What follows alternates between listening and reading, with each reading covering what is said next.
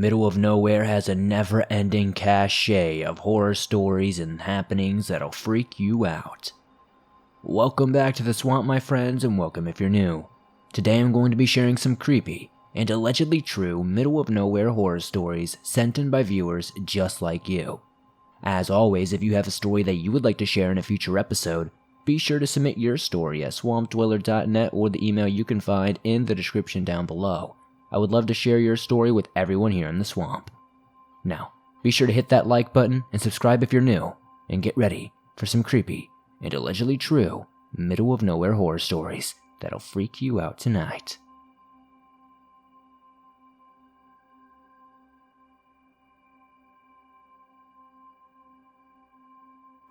This happened about 3 years ago. I'm 17 years old now, but still, I was traumatized after this happened on my birthday. My name is Gianna. I'm a female, and I lived in a small town in New Jersey. I had about 9 friends, and we were a group of 10. My friends were Alan, Ryan, Ernesto, Ben, Tim, Jessica, Kai, and my cousins Willie and Ruth. Ernesto and I were closest. We had known each other since middle school. I was about to turn 15, getting ready for my birthday party, and was excited. I decided to have a cabin party, so my mother decided to rent out a small cabin for my birthday. A cozy place in the middle of the woods, where we would have access to a kitchen, a living room with a TV, and 3 bedrooms. That day was going to be cozy and peaceful. My mom helped me with the decorations before my friends could arrive. We hung balloons, streamers, and string lights so that they could give a bit of cottagecore vibes. By the time we finished putting up the decorations, I heard knocks at the door. I had gone to get it, and my cousins and friends arrived. As soon as I saw Ernesto, I gave him a tight hug and welcomed them all inside and said, "You're all just on time." As soon as we got settled, my mom ordered us pizza. After eating pizza, we all huddled together and started telling stories. Sometime later, my mom told me she had to go into town to get some things. My mom was a bit worried about leaving us all there alone. I assured her that we were all old enough to watch ourselves, and I promised my mom to check all the doors and lock all the windows. Once my mom left, we all went outside to start a fire and cook some s'mores. We were all having a great time telling scary stories. By the campfire, one of my friends, Jessica, started to tell this true crime story about a female serial murderer. We were laughing and giggling, hiding the fact that we were a bit scared. But Ben told us that his mom and dad got a divorce after he came out as gay. His mom supported him, but his dad was crazy and definitely didn't agree. His mom and dad split because of it. He would constantly harass him and his mom. His mother got to the point where she had to file a restraining order against his own father, and Ben nearly crying while Kai was holding his hand. We asked him what his father looked like, if he had a photo or anything like that. He did, and he showed it to us. After showing us the picture, we suddenly heard a loud crunching noise coming from the woods. Remember that we were in the middle of nowhere, and the next neighbor was probably about a mile or 2 away. That's when Ernesto said, "What the hell is that?" I said in a calm voice, "Maybe it's an animal." Alan, the bravest of the group, said, "Oh hell no, I've never heard an animal make that sound before." I started to agree with Alan because what kind of animal makes a crunching sound? I guess I should clarify, it wasn't like a crunch of a twig or a leaf. It was the crunch like if you were biting down on a bone or something. We got back to making some s'mores. My cousin Ruth told another story. Her crush on this girl in school. We were so deeply interested in her report that we forgot about the sound until we heard it again. But this time, it was much closer. We all got creeped out at this point. We had to go inside. We all power walked towards the cabin. As soon as we all got inside, I locked the doors behind us and made sure the deadbolt was locked as tight as it could. As soon as we all got inside, we decided that we should watch a show before hitting the hay. So we all agreed to watch some anime on Netflix. After we watched a season of the show, all of us went to bed at the same time. We had to split up since 3 of the rooms were downstairs and 3 of the rooms were upstairs. 4 of us were sleeping in the living room, and the rest slept upstairs in the bedroom. Kai and Ben slept in one of the rooms upstairs while Alan and Tim slept in the other. We all wished each other a good night, and we all went to sleep. My 3 other friends had already gone to sleep while I was on my phone scrolling through Instagram, until I started feeling my eyes get heavy.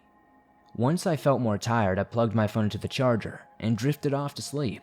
I may have been asleep for just a few minutes when I heard loud banging at the door. All 4 of us were instantly awake, and one had to go see who was at the door. I decided to be brave and check it out. All our hearts nearly skipped a beat. The cabin was a bit old. It did not have a peephole, so I couldn't see who it was at the door very well. The rest of us decided not to wake up the rest of our friends because we didn't want to creep them out if it was nothing, and we were sure it probably was just an animal or a stray dog. But the direction of the sound changed and moved towards the window. Precisely the living room window. Someone was tapping very hard on the window pane. I got down on my hands and knees and carefully went to look out the window. I pulled back the drapes just a little bit to see who was outside. What I saw made me freeze in fear. I was face to face with a very tall man, probably in his 50s. He had no shirt on. The guy was only in boxers, and he had no socks or shoes. He was holding a hunting rifle. The moment he saw me, he smiled at me with a broad smile. He was also waving at me as if he was taunting me.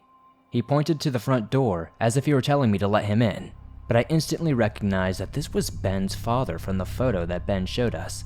I dropped the curtain back and went downstairs. I got my cousin and my friend awake, and I told them what I saw and who was outside.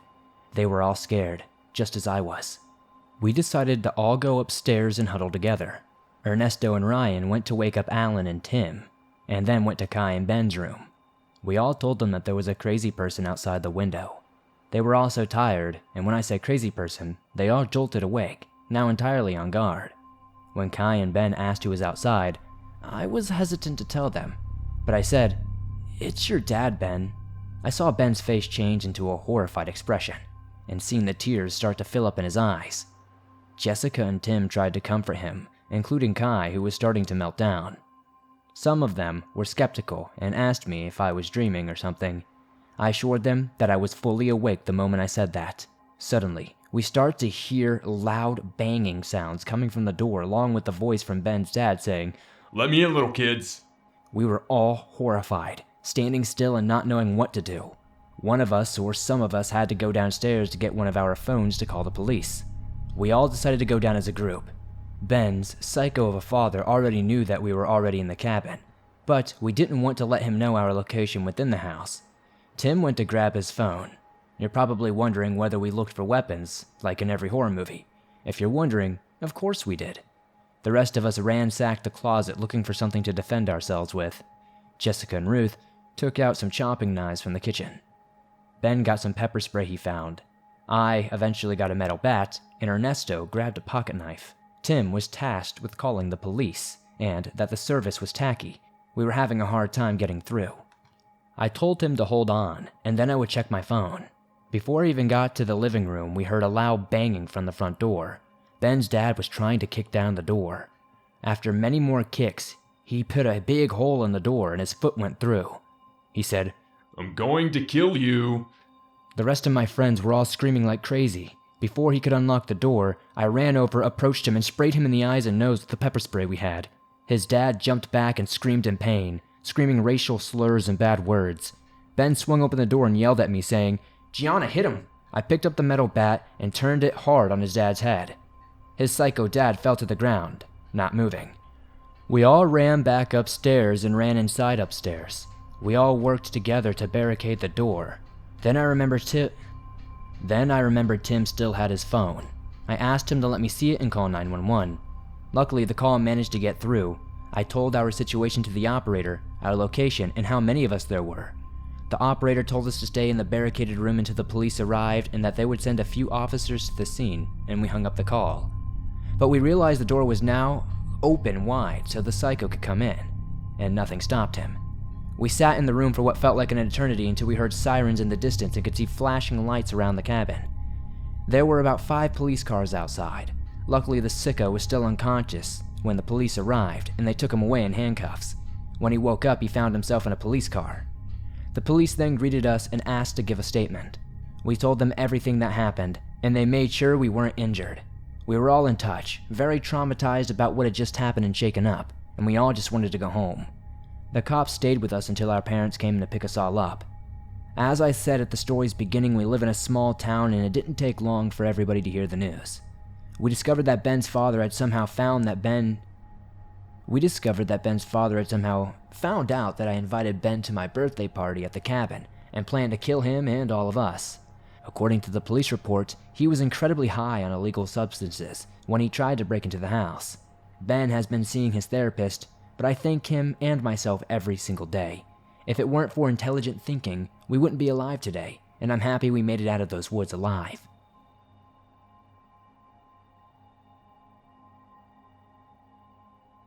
I live in the middle of nowhere, Ohio. You can call it rural now, but growing up, there were only 3 houses on our 3-mile-long road. Since then, farmland has been sold, and many townies, as they call it, have moved to the area. Growing up, it was very quiet. I was a single child and my parents were at work often, or tending to livestock. At night, coyotes often yipped amongst other nightlife noises, but the shadows scared me the most. I wouldn't see them outside very often, just the occasional moment when you feel like you're being watched. I saw the shadows, mostly inside of the house. Your home is supposed to be safe, a place where you can get away from the creatures and the scary things. If you can picture an L-shaped hallway, my bedroom was at the base of the L, my parents' room at the top, and the family room at the end. Almost every time I would leave my room to go to the family room, I swear I would see something out of the corner of my eye. Sometimes it was low to the ground on all fours. Other times, it was taller, almost taking up the entire doorway. But whenever I would look towards it, nothing would ever be there. The shadows would never follow me to the rest of the house, and they would never go inside my bedroom. They stayed in my parents' room. I had to go to my parents' room to use the shower, and I would turn on all the lights going down the hallways in the room and the bathroom. I never saw the shadows while I was in the room, but I also tried not to spend much time in there in the evenings or at night. A weird coincidence is that their room has a crawl space under it, not a full basement like the rest of the house. I would avoid the access point to the crawl space any time I could, and any time I went in the basement, I would never go to that area. I just felt like something was watching me and waiting to pounce. The shadows upstairs seemed threatening because they were so dark, but I never felt like my life was in danger per se. The feeling in the basement was different though. It was more hostile, and I did not like being down there alone. Call it childish fear, or an overactive imagination. I don't care. It scared me. Well, at first. My first memory of seeing them was probably age 10. As I got older and came into the whole I don't care, I'm a teenager mode, I started shrugging it off more and more. I would still see them, but I just wouldn't look anymore. I would keep walking. Like, okay, you're there, let's coexist. I never told anybody about this. My parents are very by the book and would have dismissed me or sent me to some place to help my mental instability. We do have native heritage, but it is several generations back. I have found arrowheads in the creek nearby, but it's hard to say if any of that is related. I have since moved and my parents still live there. I honestly don't visit them after dark, so I cannot say if they are still there or not. Thank you for listening to my story. I know it's not the most horrifying story, but it's generally odd and strange, and it made me feel creeped out for many years.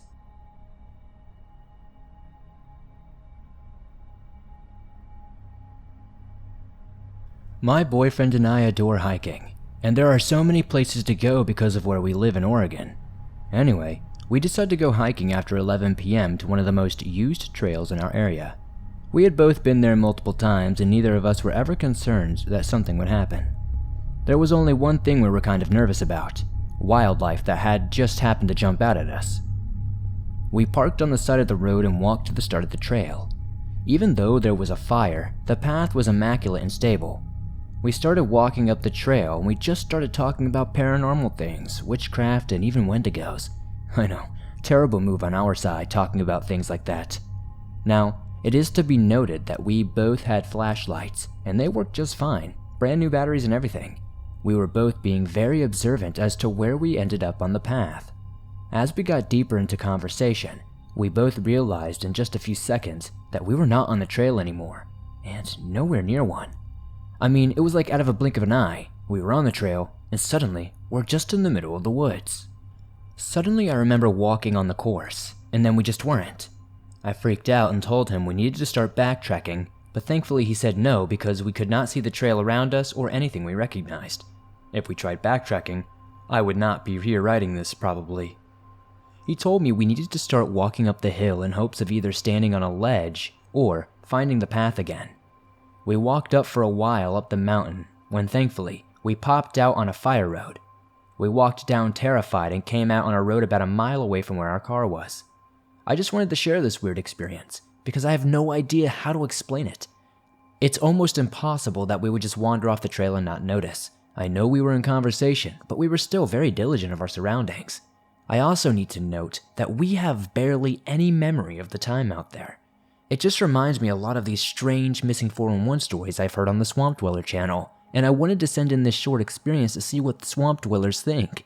Thank you for sharing my story, and I hope somebody in the comments can give me some sort of information as what the heck happened to me.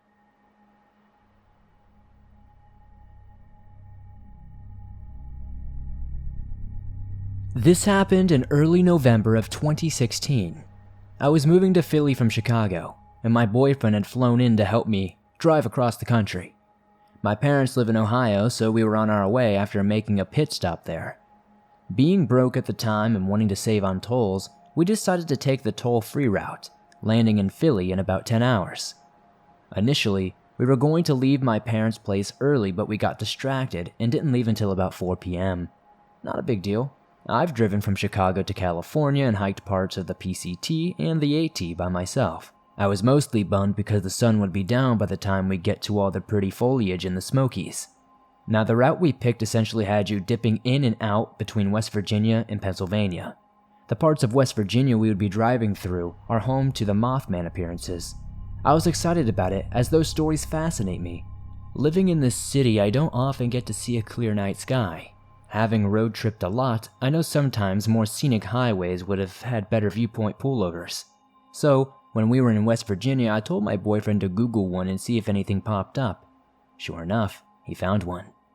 Being busy driving, I didn't bother to look at the GPS and followed his directions. I thought it was weird that the GPS told us to get off the highway since usually these vistas are located right on the road, like a rest stop.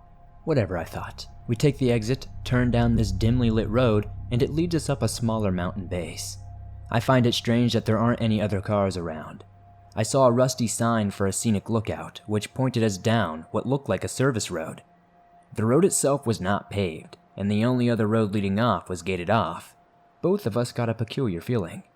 I turned off the music because it was so creepy quiet, and my radio now sounded like it was blasting in, like concert speakers, even though it really wasn't that loud. We could hear every leaf my car was crunching under its tires. After going maybe half a mile down this road, we got way too spooked and said F it, and went back, and I went to make a 3-point turn to get out of there. At this point, the hair on the back of my neck is standing up. We drove maybe 50 feet before we saw a tree lying across the road that we had just drove on. Me turning around perhaps 2 minutes later, like I said, this was almost impossible. Things were so quiet that we would have heard this tree fall behind us. Panic started to take over, and something told me that we couldn't just sit there and think long and hard about what to do. So my boyfriend said he would go see if he could lift it and get it out of the way. I had my brights on and was scanning the surrounding woods for movement. I felt eyes on us but couldn't see anything. The tree didn't appear old. It was as if someone knocked it over just in front of us. As soon as my boyfriend was out of the car, I first told him that I loved him and then locked the doors. I know, I'm an asshole. Thankfully, he could move the tree just enough for my car to squeeze through, and as soon as he was back in the car, we gunned it out of there. I'm very spiritual and believe there are things in the woods that we don't always see. My boyfriend, on the other hand, is an atheist. That night we both agreed that something sinister was out there in the woods with us. It might seem anticlimactic, but this genuinely freaked me the hell out. And if you guys have any ideas who, what, or why this random tree fell in the road without any noise, I would love to know.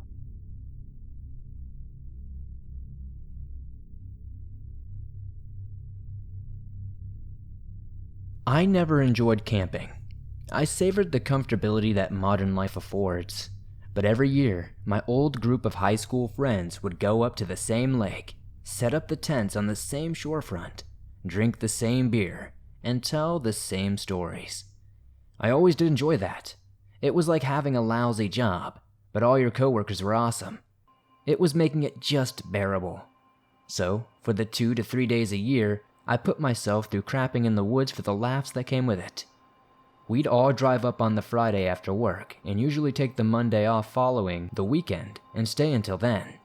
We'd park and hike 2 kilometers along the water to the campsite we always went to and sit up there for the long weekend. The last time we went camping, I was running late. I had a project to finalize and it was sent back by my boss to be tweaked. I couldn't leave the city with my girlfriend Kat until after 9 p.m. A storm was at our backs the whole drive up to the country, and it seemed to be headed right where we were. Then we hit traffic. An 18-wheeler had jackknifed, and the road was getting cleaned up. The pre-storm rain caught up with us. Kat and I didn't get to turn off for the camp parking lot until after midnight. I recognized all 4 of my friends' cars parked near the waterfront. Then a flurry of text came in from my buddy Jeremy. The reception was spotty, so you could never really count on communication that way. The text had been sent a few hours apart. Jeremy told me they'd switched sites this year, and they'd finally made it to what they called the island. The island was always spoken of as being forbidden, mainly because it was near impossible to get to. It was diamond-shaped, but longer than wide. It was surrounded by sharp rocks and filled with dense trees. A heavy current came at it, head-on, and split the water rush to both sides. This made it impossible to reach because the only side that wasn't overcome with rapids and sharp rocks was the backside, which had a high, rocky cliff that jetted up 30 feet above the water. The ridge had a large, flat surface that looked out onto the lake and would have been the perfect campsite. If only it were accessible. Because of the heavy rapids and rocks, it remained untouched and was the place everyone wanted to camp, but no one could. Kayakers and boaters avoided the rapids around it because of how sharp the rocks were. It was a beautiful thing to look at, but treacherous and potentially fatal to attempt to conquer. That year there had been a severe drought in the country though. It had not rained in weeks, so the water was down, and the rocky lake bed of the rapids was exposed. You could now walk across the island. Jeremy said the group made a snap decision. They trekked across and camped on the site everyone had always wanted to be. He told me they had set up their tents on the rock slab that overlooked the lake and saved me a spot near the back. I felt uneasy reading the text. I didn't know much about the lake or water flow systems, but with the storm at our backs, who knew how long the rapids would stay down? We could get trapped on the island. Kat felt uneasy about it too, but we packed all of our gear and trekked along the waterfront to our usual campsite. From there we could see the island and all my friends' tents on the rock slab that overlooked the lake. The storm had finally caught up to us and the rain was getting heavier. Kat and I decided to stay at our usual spot for the night, and I set up a tarp overhead so we could pitch the tent without getting everything soaked. When that was done, we were both exhausted, and she crawled into her sleeping bag. I ventured out in my rain slicker to the lake's edge. I sent a few texts to Jeremy and the others. None of them went through though. I looked at the island, which was 100 yards away, and focused on the tents. Only 2 tents were visible, both with stationary lights turned on inside, causing them to glow like fireflies in the dark landscape.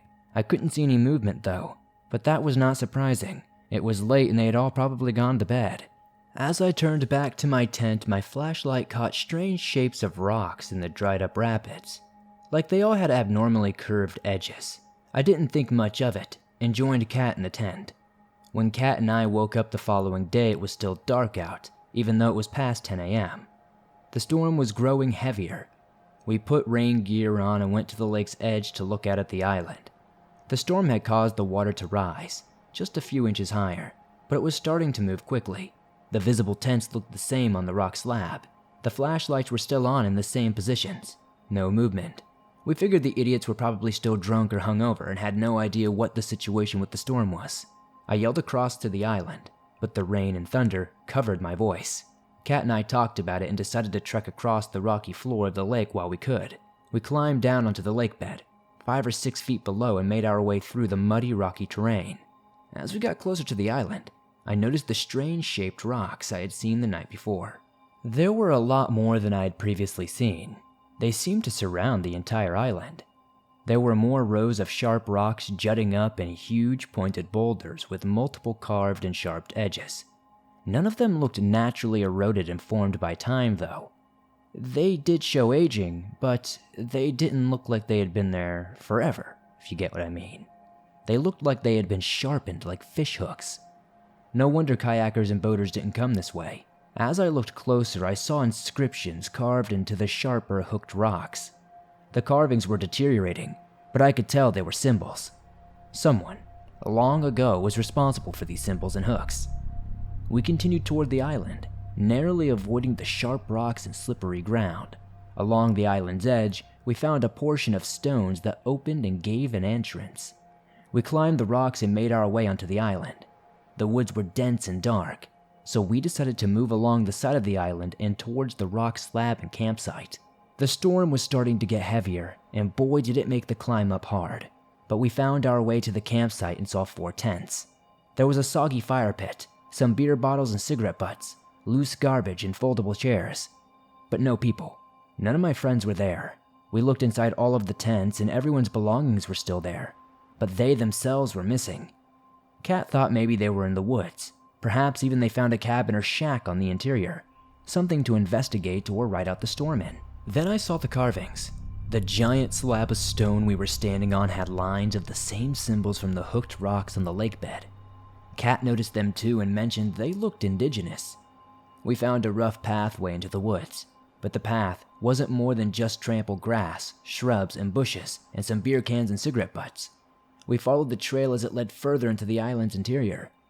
The dense trees blocked out the rain from above, and any light the sky gave off was long gone. The interior quickly felt like night, and the sounds of the storm drowned out. All we could hear were the tall swaying trees overhead as we moved through the mossy, vine-filled woods. The trail of cans and butts ended, and the path disappeared. We thought about turning back, but then we heard something.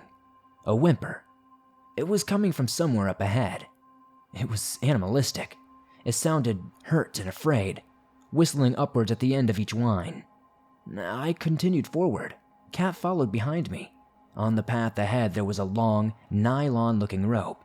We followed it and found it leading us to the source of the whimpering. I realized I wasn't following a string. I was following a leash.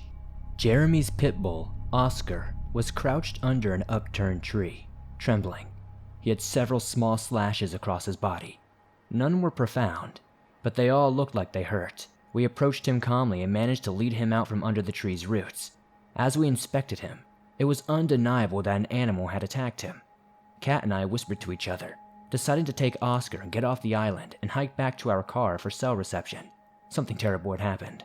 We cut to the right, heading directly for the island's edge, and not back through the woods where we came. Not back to the tents. Then we heard more sounds ahead of us. They were echoing through the dark trees. Cracks, snaps, breaks. It sounded like something was splitting thick tree branches. Oscar started whimpering again and pulled away. Kat took that as a sign and started backing up with Oscar. She motioned for us to go to the opposite side of the island and cross there, but I needed to see what the sounds were. I motioned for her to go ahead and crept towards the cracking trees more. Up ahead, I could see a small clearing in the woods. I peeked into it and saw all the leaves and grass were red. In the center, a hole was dug into the side of a large hill. There were clothes strewn about, all stained with some browning red shade. Then I saw the bodies, if you could call them that. I saw Jeremy first, though it was difficult to tell it was him aside from the bright neon hunting slicker he always wore. His body, just like the others, had been viciously opened and exposed like a fillet. To my left was the source of the sounds. I think one of my friends, Tim, was ripped into pieces. Something was crouched between the two halves of his body. A tall, skinny, vile creature. The beast was all earth tone, greens and blacks and browns. It had tufts of thick, coarse black hair. It looked like it was sticking out on various parts of its leathery skin. It was solid and robust and clawed through Tim's thighs. The creature pulled out Tim's femur and bit down into it. I looked around at the other bodies and realized they were all missing their bones. The creature didn't eat their skin, their muscle, or fat. It wasn't interested in the meat. It just wanted to eat their bones, which had been torn, pulled, and ripped away from the muscles and ligaments. Even the skulls had been broken apart, and the insides cast aside as the head was devoured. I watched the creature's jaw grind down on Tim's femur. The chewing was horrifying. the breaking, crushing, and pulverizing a bone. Then, the femur snapped, and the familiar crack filled the woods again. A whimper came from the woods behind me. From Oscar. The creature jerked in my direction. I ducked behind a tree before it saw me, but I knew it would be coming. It heard Oscar. In a low, crouched position, I started rushing through the woods, following the path Kat and Oscar made. But I wasn't quiet as I had hoped, and sticks under my feet began to break, echoing through the trees. A screech roared from the woods behind me. I ran faster, knowing the creature was aware other people were on the island now. Its island. I heard branches breaking and heavy movement behind me as the creature gained on me. Then I started to listen to the storm again. The trees were becoming less dense, and as I was getting to the other side of the island, I saw an opening and rushed for it. I got to the island's edge and was greeted by a raging thunderstorm. The water had risen, and the rapids were back, though they were only half their average height. I looked at the shore and saw that Kat and Oscar had made it across. I climbed down and quickly started trying to make my way to them. The rapids were at my waist and pushing hard. I kept grabbing onto larger rocks for support, but all of their sharpened edges kept cutting my hands. Then Kat screamed. She was staring behind me, at the island. I turned back, only for a moment, and saw the creature climbing down to the lake bed and following me through the growing rapids. The animal was taller than me and moved much faster than I, but it had the same problems trying to get footing. I kept going, Kat yelling for me to hurry, the beast behind me gaining. It was only feet away from me now, and its long splintered claws could almost grab my shoulder. It swung at me, narrowly missing. I was still another 20 yards from Kat and the shorefront, and I knew the creature would catch me on the next claw swing down. The only thing I could do was let my legs go from under me. Just before the creature swung down, I let my legs go limp. My body was immediately rushed forward with the rapids, and before I knew it, I was 30 yards downriver. But I slammed into one of the boulders, and a row of sharp rocks dug into my side and ripped through the bicep of my arm. Another, more poignant and pointier rock put right through my shoulder. It was excruciating, especially with the water pushing me away from the boulder, causing the wounds to open and tear. I heard that horrible screech again and looked up to see the creature had done what I had done. Only the rapids had carried it further to the right. A sharp, long rock was sticking through the creature's abdomen.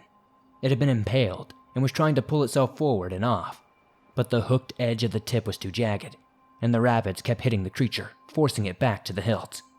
The creature didn't look like it was going to get free, and I realized I'd suffer the same fate if I didn't get loose from the rock I had been snagged on.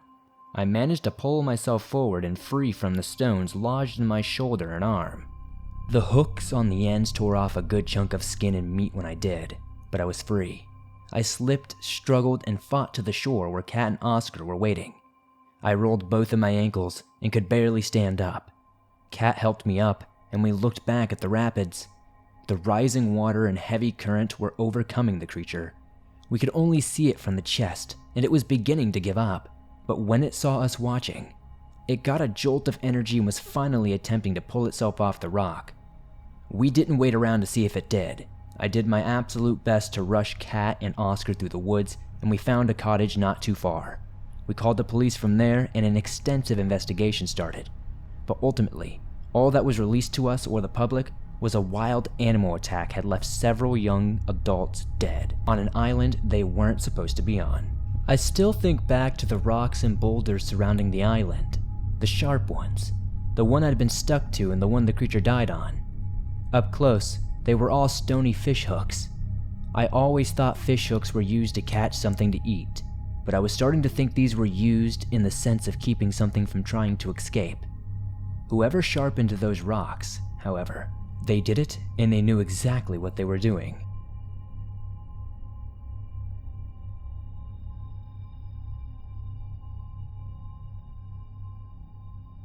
Thanks for listening to these creepy, downright strange middle-of-nowhere stories that'll freak you out tonight.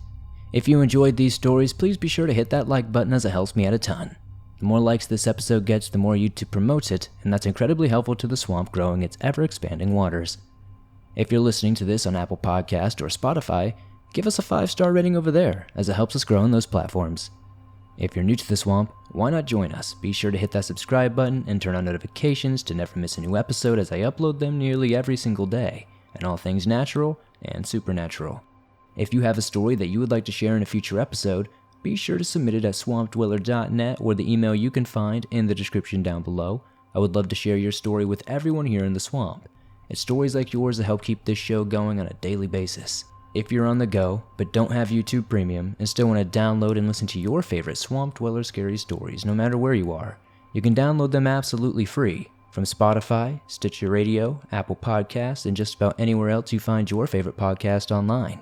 If you'd like to support the Swamp even further, maybe check out the merch store. I've got t-shirts, hoodies, hats, and more. I'd love to see you guys wearing some cool Swamp threads. Don't forget to join me over on Twitch, Instagram, Facebook, and Twitter, and I'll see you all soon with another creepy episode.